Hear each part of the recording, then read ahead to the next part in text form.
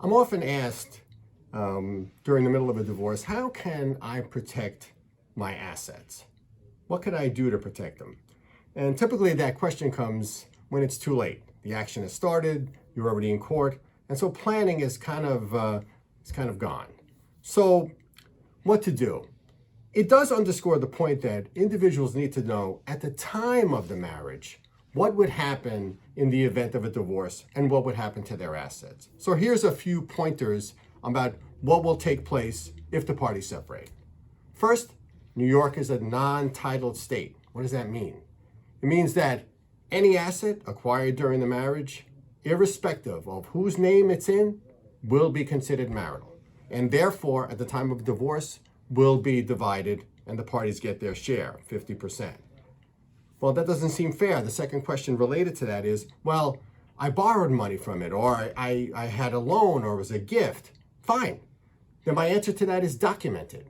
Get a writing, get an individual or corporation or whoever you got the money from to indicate that it was a loan or a gift to one of the parties. Remember, a gift to one of the parties is separate, and therefore, at the end, if the asset is to be divided, and even if it's in one name, there will be a credit given by the court for the loan amount or the gift that was given to one party. Third, income. This is one that's troubling to parties. Any income earned during the marriage is marital, whether you got it from a real estate investment, separate property, or from your job.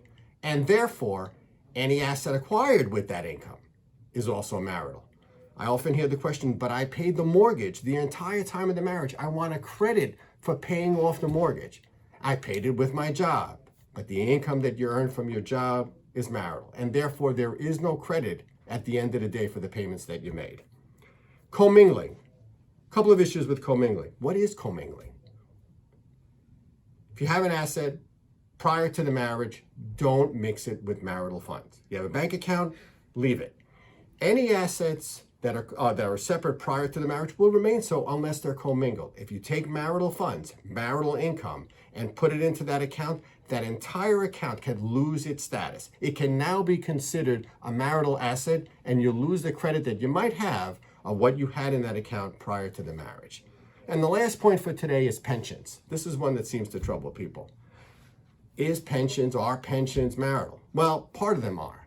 Any amount that it's accumulated in the pension or the 401 or the IRA prior to the marriage, that's separate property. But any amounts that accumulate during the marriage will be considered marital and divided. So what's the point of today? It seems like some of these assets there isn't much control over. You really can't do much about. But some of them you can, and at least you need to know. You need to know it at the time of marriage. And even though that may seem unnatural to be thinking about your divorce on your day of marriage, there is no better way to think about the future by knowing what you should know at the time when you can do something about it.